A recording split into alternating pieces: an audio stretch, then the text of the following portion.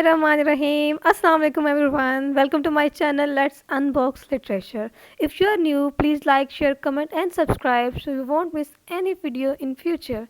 So today I am here to explain first 30 lines of poem The Prelude by William Wordsworth.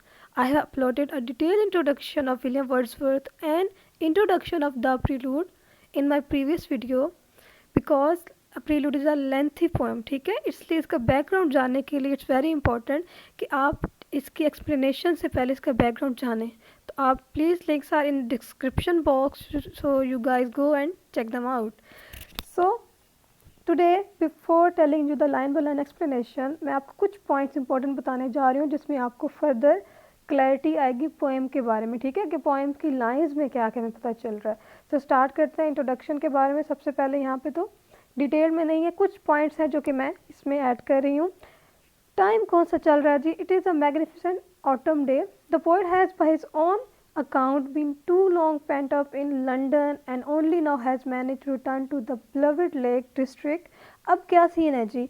London में रह रहे थे William Wordsworth, लेकिन बहुत time के बाद सिटी लाइफ से कहाँ पे आए हैं? अपनी विलेज लाइफ में, रूरल लाइफ में, लेक डिस्ट्रिक्ट में वो आए हैं, ठीक है. He is very happy, he is very excited कि वो उन्होंने वो जगह छोड़ के वो अपनी एक तरह से विलेज लाइफ में नेचर के करीब आए. आपको पता है is also called the poet of nature. बहुत दिल के करीब थी नेचर उनके, वो बहुत हैप्पी हैं. और इस लाइन में इस पोएम में भी हमें यही सब कुछ पता चलेगा.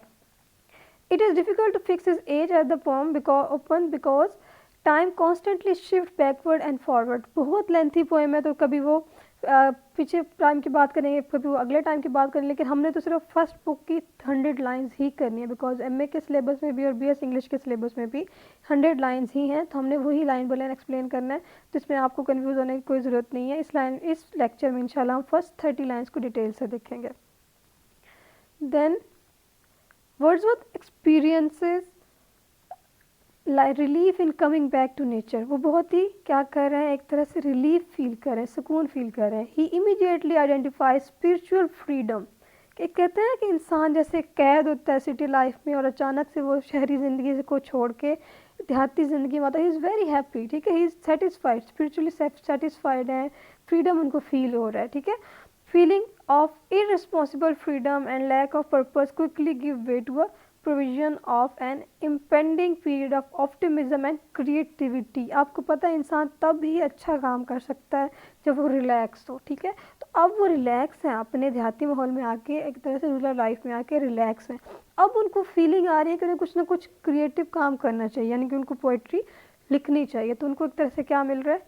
सुकून मिल रहा है.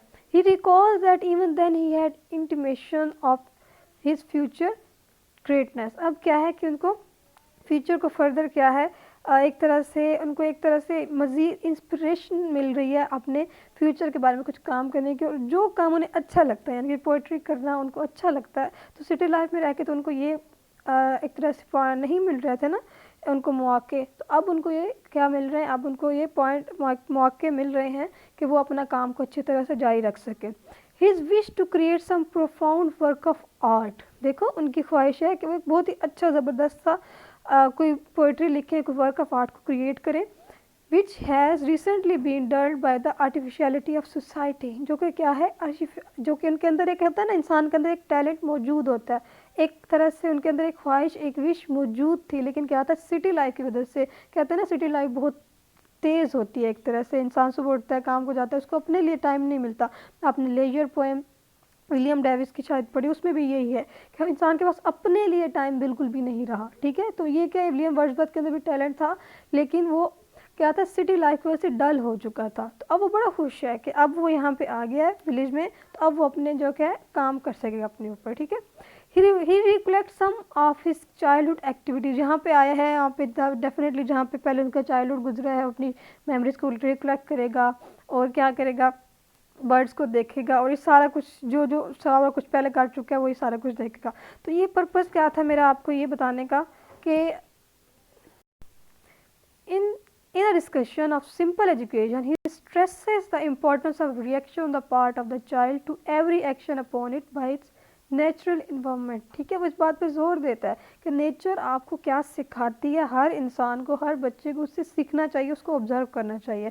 तो इन दिस वे वो नेचर को इस तरह से रिलीजियस पॉइंट ऑफ नेचर को हमारे सामने लेके आता है कि नेचर एज अ, पीछे जैसे मैंने आपको बताया, nature as a teacher, nature as a healer. तो ये सारी चीज़ें, ये सारे पॉइंट्स बताने का ये मकसद था कि आपके माइंड में लाइंस को लेके एक तरह से क्लियर कॉन्सेप्ट हो जाए कि हमने क्या क्या पढ़ना है। अब हम लाइंस को डिस्कस करने जा रहे हैं, ठीक है। बहुत ही सिंपल और इजी लैंग्वेज बताई गई है, और जो फर्स्ट 30 लाइन है उसमें हमें सिर्फ और सिर्फ एक तरह से डिस्क्रिप्शन मिलेगी इर्द गिर्द की, और उसके अलावा कि कितनी खूबसूरत जगह पे वर्ड्सवर्थ हैं, और उसके अलावा हमें एक्साइटमेंट नज़र आएगी वर्ड्सवर्थ की कि वो कितने ज़्यादा खुश हैं इस जगह पे आके, ठीक है।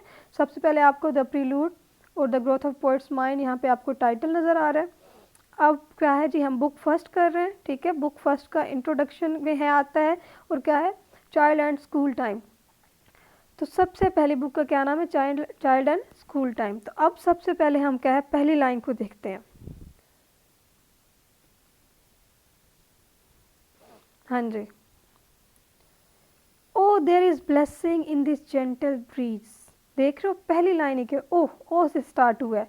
He is very excited and he definitely want to tell you guys कि देखो ज़रा यहाँ पे क्या है, देयर इज़ अ ब्लेसिंग, इस नेचर में ब्लेसिंग है, इसको फील करो। There is a blessing in gentle breeze, इस हवा में, जो कि हवा आप देखो, आप फील कर सकते हो कि जो सिटी की लाइफ होती, हमारे पास डेफिनेटली पोल्यूशन होती है, एयर हमारे पास कभी भी साफ़ एयर हमें नहीं प्रोवाइड होती, लेकिन जब भी हम किसी गांव में जाएं तो एक तरह से सुकून महसूस होता है, बिकॉज वहाँ की एयर क्या होती है, बिल्कुल साफ़ होती है, पोल्यूटेड नहीं होती। Oh there is a blessing in this gentle breeze, a visitant that while it fans my cheek. A visitant, visitant क्या होता है, विजिटर से मुराद है, ठीक है। विजिटर यहाँ पे ऐसे आता है, हवा आती है, फैंस माई चीक, मेरे चीक से टकराती है, ठीक है। और मुझे कैसा फील होता है कि there is definitely a blessing, एक रहमत है इस चीज़ में, एक बहुत ही खूबसूरती है इस हवा में, क्योंकि ऐसा लगता है मेरे चेहरे के साथ टकराती है। फैंस माई चीक एंड क्या होता है, विजिटर, बिल्कुल इस तरह जैसे कि कोई एक विजिटर होता है। किसकी बात हो रही है यहाँ पे बात हो रही है हवा की, ठीक है। आगे देखें, don't seem half conscious of the joy it brings from the green field. Dot एक आर्चाइक वर्ड है, पुराना वर्ड है, ठीक है। आपको पता है रोमांटिक टाइम की बात हो रही है, तो आप पे कुछ ना कुछ ऐसे वर्ड आगे आएंगे। डू, डोट मतलब डू, ठीक है। Seem half conscious of the joy it brings which, क्या चीज़, इट यहाँ पे क्या है, इट है यहाँ पे हवा को कहा गया है, ठीक है। ये जो आती है, और जब वो अपने साथ जो जॉय लेके आती है, क्या लेके आती है, जॉय लेके आती है अपने साथ, तो ऐसा लगता है जैसे हाफ कॉन्शियस, जैसे मदहोश सा इंसान नहीं हो जाता कि इतनी अच्छी प्यारी हवा है, उसके अंदर खुशबू भी है, और ऐसा लग रहा है जैसे इंसान क्या हो रहा है, मदहोश हो रहा है। फ्रॉम द ग्रीन फील्ड्स, और वो हवा आती कहाँ से है, ग्रीन फील्ड से आती है। And from yon azure sky, अब देख रहे हो ये भी यहाँ पे एक योन का मतलब होता है that, from that azure sky, azure sky मतलब ब्लू स्काई। कहाँ से आ रही है ये हवा, ये हवा आ रही है ग्रीन फील्ड से, और ओजोर स्काई नीले आसमान से आ रही है। और कैसी फीलिंग आती है इस हवा के बाद, जैसे कि इंसान हाफ कॉन्शियस हो रहा है, और बहुत ही अच्छी फीलिंग पोएट को आ रही है, क्योंकि वो अभी से सिटी से आया, लंदन से वापस आया, तो उसको ये सब कुछ बहुत अच्छा लग रहा है। वेदर इट्स मिशन, मुझे नहीं पता, पोइट क्या कह रहे हैं, मुझे नहीं पता इसका पर्पस क्या है, इट्स मिशन, इसका पर्पस क्या है। The soft breeze can come to none more grateful than to me. बहुत खुश है कि मुझे नहीं पता कि हवा क्यों चल रही है, क्यों मेरे पास आ रही है, क्यों मेरी चीख से टकरा रही है, लेकिन मैं इस बात से बहुत खुश हूँ, ठीक है। मैं इस बात से बहुत खुश हूँ कि क्या हो रहा है, ये हवा मेरे पास आ रही है और मुझे खुश कर रही है, मुझे इससे जॉय मिल रहा है, ठीक है। मुझसे बहुत अच्छी फीलिंग मिल रही है। यहाँ पे एक वर्ड है, देखो यहाँ पे आपका सेंटेंस एक तरह से कंप्लीट हुआ, लेकिन यहाँ पे आगे आगे एक वर्ड है, इस्केप्ड। क्या है, इस्केप्ड, क्या बात हो रही है, अपने खुद को कह रहा है, escaped from the vast city. Escape क्या होता है, बच निकलना, भागना, तो अपनी बात कर रहा है, escape from the vast city, कि मैं उस लंदन सिटी से भाग के, इस्केप करके यहाँ पे आया हूँ। Where I long had pined, ठीक है, जहाँ पे क्या हुआ, लॉन्ग हैड, काफ़ी अरसे से, काफ़ी टाइम से, पाइंट होता है तकलीफ में, ठीक है, किसी चीज़ की तकलीफ में मुलविस रहना। अ डिसकॉन्टेंटेड सोजनर, डिसकॉन्टेंटेड क्या है, एक ऐसा इंसान जो क्या है, कंटेंट नहीं है, इतना नहीं था उसमें, अपने पुराने वक्तों की बात कर रहा है जब वो सिटी में रहता था। आई लॉन्ग हैड पाइन, मैं काफ़ी देर से, काफ़ी अर्से तकलीफ में था। अ डिसकॉन्टेंटेड, डिसकॉन्टेंटेड ऐसा इंसान जिसमें इत्मीनान नहीं था, क्योंकि वो जहाँ रह तो रहा था सिटी लाइफ में, लेकिन फिर भी वो खुश नहीं था, मुतमईन नहीं था। सोजॉर्नर क्या होता है? A person who reside temporarily in a place, ठीक है, जो टेम्परेली एक जगह पे रहता है, टेम्परेरी वक्त के लिए किसी एक जगह पे रह रहा होता है, वो कौन होता है? सोजॉर्नर, ठीक है। अब खुद को क्या कह रहा है? आई लॉन्ग हैड पाइन डिसकॉन्टेंटेड, मैं काफ़ी देर से तकलीफ में मुलविस था, और क्या था? नाम गैर मुतमईन था। सोजॉर्नर एक ऐसा इंसान जो वक्ती तौर पे कहीं पे रह रहा था, मतलब वो वहाँ सिटी लाइफ में रह तो रहा था, लेकिन वो यकीनन क्या था? वक्ती तौर पे था, बिकॉज उसने कभी ना कभी तो नेचर की तरफ लौट के आना ही था। नाउ फ्री, देख रहे हो आगे कॉलन्स और लिखा हुआ नाउ फ्री। पहले अपनी पुरानी हालत बताई कि मैं बहुत ही इस्केप करके वापस आ गया, कहाँ से? फ्रॉम द वास्ट सिटी, बड़ी सिटी, बहुत बड़ी, खुली तो थी लेकिन फिर भी उसका दिल वहाँ पे नहीं लगता था। Where I long had pine, जहाँ पे काफ़ी देर से मैं तकलीफ में मुलविस था, गैर मुतमईन था, वक्ती तौर पर रह रहा था। नाउ फ्री, अब रिलैक्स है, अब क्या है? फ्री है, खुश है। फ्री एज बर्ड, किस तरह फ्री है?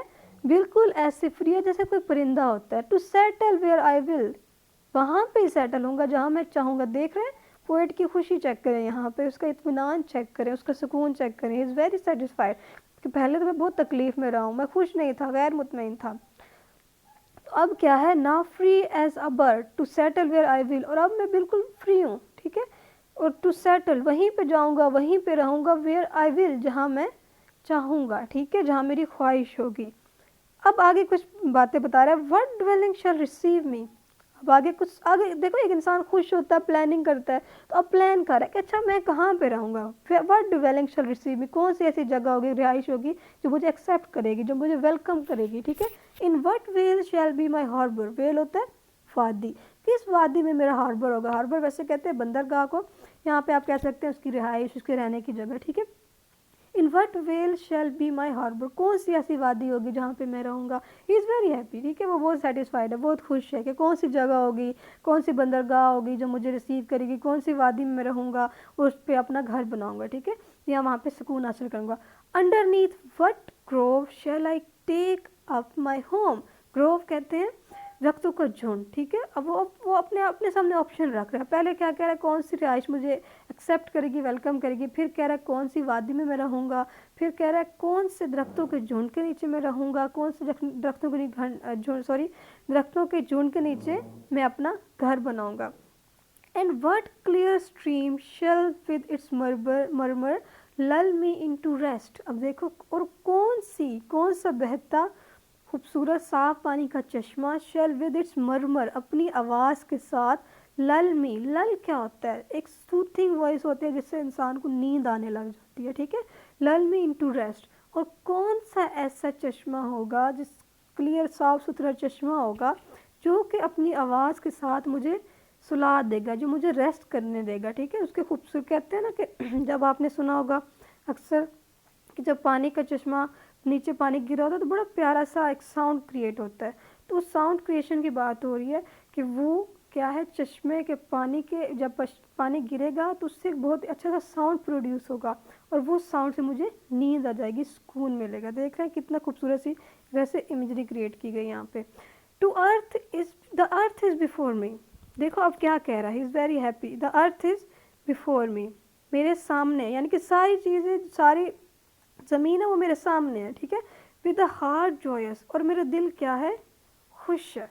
Nor sacred eats its own liberty, यहाँ पे क्या बात की गई है? The whole of the earth stretches in front of me, ठीक है, सारी ज़मीन मेरे सामने फैली हुई है। And his heart is filled with joy of liberty and freedom, और उसका हार्ट क्या है? बहुत ही खुश है। किससे? बिकॉज उसको लिबर्टी मिल चुकी है, वो जो चाहे कर सकता है, ठीक है। Be nothing better than a wandering, okay, I look about, क्या है जी? आई लुक अबाउट, मैं इर्द गिर्द देखा। वो क्या कर रहा है? इर्द गिर्द देख रहा है। क्यों देख रहा है? कि क्या करना चाहिए उसको, फर्दर आगे क्या बढ़ना चाहिए, किस तरफ जाना चाहिए। हर तरफ ही तो खूबसूरती है। And should be chosen guide, वो अब क्या कह रहा है? देखो हम कहीं भी जाते हैं ना सफ़र के लिए, या जब भी हम किसी ट्रिप प्लान करते हैं तो हमारे साथ गाइड होता है जो हमें बताता है कि यहाँ पे जाना है, ये चीज़ें अच्छी हैं, ये जगहें अच्छी हैं, ये पिकनिक पॉइंट्स अच्छे हैं, यहाँ जाना चाहिए। तो वो कह रहा है and should be chosen a guide, मुझे एक गाइड को चूज़ करना चाहिए कि जो मुझे बताए कि मुझे कहाँ जाना चाहिए, ठीक है। तो अब वो देखो किसको गाइड चूज़ करता है, ये भी बड़ी इंटरेस्टिंग बात है। एनीथिंग बेटर देन अ वेंडरिंग क्लाउड, कि मुझे एक उड़ते हुए बादल को एज अ गाइड चूज़ करना चाहिए, कि जहाँ जहाँ वो बादल जाएगा मैं उसके साथ साथ जाऊँगा। मतलब उसको कोई डर नहीं है, वो खुश है, उसको पता है कि इर्द गिर्द जहाँ भी जाऊँगा मेरे इर्द गिर्द नेचर होगी, मुझे पॉजिटिविटी ही मिलेगी, मुझे सुकून ही मिलेगा, मुझे सूदिंग एयर ही मिलेगी। तो वो क्या कह रहा है, मुझे कोई ना कोई गाइड चूज़ कर लेना चाहिए। और फिर कहता है कि कोई भी गाइड वेंडरिंग क्लाउड से, यानी कि भटकते हुए बादल से अच्छा नहीं हो सकता।